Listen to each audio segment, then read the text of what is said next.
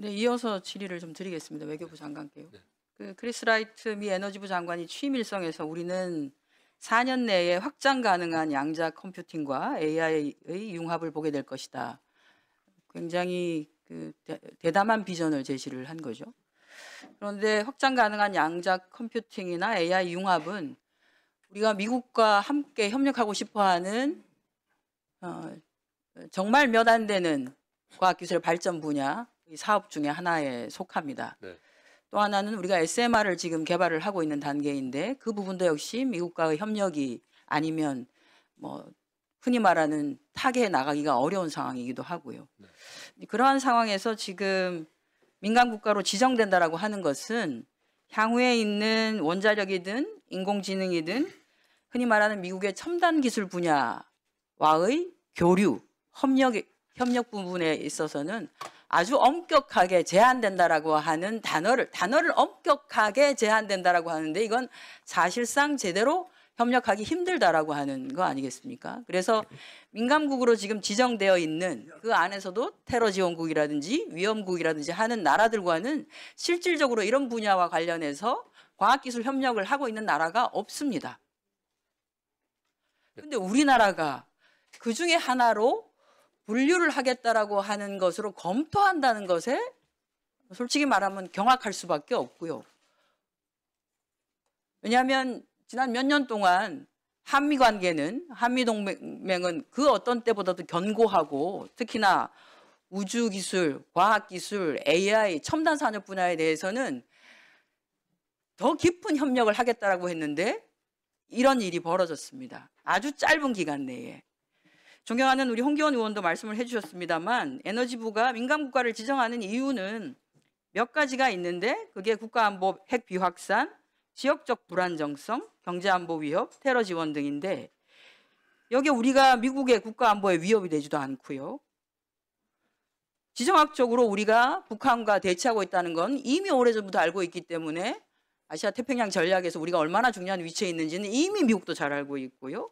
우리가 경제 안보적으로 미국을 위협하기보다는 지금 미국의 대미 투자국이 1위인 나라이고요. 앞으로도 협력을 많이 해야 되는 것이고요. 우리가 테러를 지원한 적도 없고요. 그러면 최근 들어서 달라진 것은 한국 내에서 약간 무차별적으로 제기되고 있는 핵무장론. 그 이슈가 좀 크게 작동을 하지 않았나라고 하는 의혹은 하지 않을 수가 없습니다. 뭔가 간절히 원하는 게 있을 때는 치밀하게 준비하고 그리고 협상을 하고 해야 되는데 제대로 된 협상이 되기 전에 일단 질러놓고 그다음에 이렇게 민간 국가로 지정이 되고 이제 과학기술 분야 협력하기가 어려워지고 경제가 더 힘들어지고 이거는 참 해서는 안 되는 방식이죠. 그런데 지금 뭐 이 과정에서 한국에 어떠한 정보를 사전적으로 준 것 같지도 않고요. 우리가 지금 이제 뒤늦게 이것을 알고 이 과정에 대해서 살펴보고 어쨌든 민간 국가로 지정되지 않기 위해서 지금은 총력을 기울여야 할 때라고 봅니다.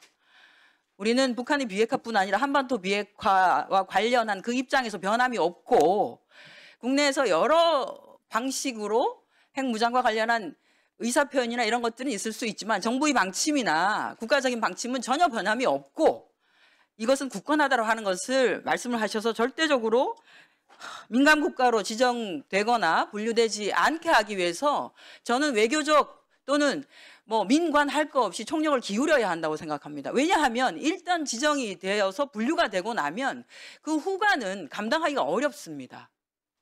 그렇지 않습니까? 그래서 지금은 부탁의 말씀을 드리겠습니다. 총력을 다해서 미 조약 관계든 또는 에너지부와든 또는 요즘 NNSA 핵 안보청이라고 하나요? 핵안전청이라고 하나요? 여기에서 전체적으로 방첩과 관련된 기관과 함께해서 분류를 하고 하는 작업을 하는 것 같은데 우리의 명확한 의지를 제대로 밝혀줄 필요가 있다. 그래서 지정되지 않도록 지금은 최선을 다해달라고 할 수밖에 없습니다. 그리고 필요하다라고 하면 우리 위원회 차원이든 국회 차원의 어떤 결의라도 좀 해야 하지 않을까 하는 말씀을 위원장님께 간곡하게 부탁 말씀도 좀 드리겠습니다. 이것은 대한민국 경제와 관련한 사항이고 앞으로 미래 먹거리와 관련한 사항입니다. 의원님들이 의정활동을 하시면서 본인이 가고자 하는 방향에 대해서 이런 말씀 저런 말씀을 할 수도 있습니다만 그런 것들이 어떻게 우리에게 후가적으로 닥칠 수 있는지에 대해서는 이 사안을 계기로 조금 더 면밀하게 검토해 주시고 발언을 해 주셨으면 좋겠다는 말씀을 드립니다. 장관님 좀 열심히 해 주십시오. 이 부분은. 네, 상황 파악부터 먼저 하고 그다음에 여러 가지 협의를 강도 있게 밀도 있게 하겠습니다. 네, 그렇게 부탁드리겠습니다. 또 하나는 지금 그 분쟁 지역에서 NGO 구호 활동 관련한 부분인데요. 이게 해외 구호 활동 관련한 여권 사용 제한이 아주 예외 사유로 규정되어 있어서 비정부 단체인 NGO의 분쟁 지역에서의 구호 활동이 지금 현재 거의 불가능한 상태입니다. 실질적으로 뭐 여권이 허가가 난 적이 거의 없으니까요. 세계 분쟁 재난 지역에서는 또는 이제 국제적인 NGO 단체도 그렇고 대한민국의 뛰어난 의료진이라든지 특히 뭐 국경 없는 의사회나 이런 데서는 또는 의료기술 또 구호물품 보급 역량을 활용한 인도적 구호 활동 부분들을 긴급하게 요청을 하고 있는 상태인데 이게 분쟁 지역에서 해외 구호 활동을 일괄적으로 금지하고 위반하는 경우에는 형사처벌하는 국가는 OECD 국가 중에 대한민국이 유일합니다.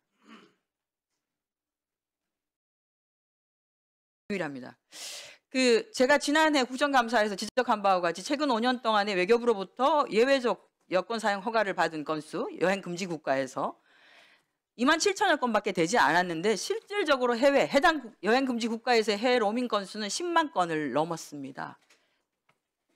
그러니까 NGO 단체가 실제 인도적 구호 활동을 목적으로 해서 관련 법규 절차를 성실하게 지키면서 예외적 여권 사용 허가를 신청하는 것은 불어대는데 정작 여행 금지국을 무단으로 방문하는 이들은 단속도 안 되고 이런 상황이죠. 여행 금지 제도가